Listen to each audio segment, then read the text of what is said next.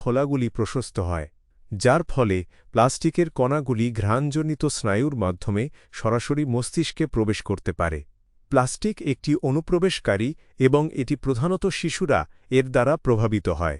আমাদের বৈজ্ঞানিক নিবন্ধে যা অনেক মনোযোগ আকর্ষণ করেছে এবং ব্যাপকভাবে উদ্ধৃত হয়েছে, আমরা তাদের সাইবর্গ শিশু বলেছি, যার অর্থ এমন শিশু যারা জৈব উপাদান দিয়ে তৈরি তবে প্লাস্টিকের মতো অজৈব উপাদানও।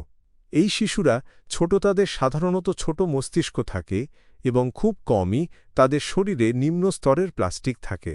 তারা এটি থেকে সম্পূর্ণ মুক্ত নয় যেহেতু প্লাস্টিক সর্বত্র রয়েছে, তবে নিম্ন স্তরের প্লাস্টিকের সাথে মাইক্রো এবং ন্যানোপ্লাস্টিক কণার ইলেকট্রোস্ট্যাটিক চার্জের সাথে বিসফেনল এবং থালেটস উপস্থিতির কারণে শিশুদের অন্তঃস্রাব এবং প্রজনন সিস্টেম বিশেষভাবে দুর্বল। এই পদার্থগুলি প্রজনন অঙ্গগুলির গঠন এবং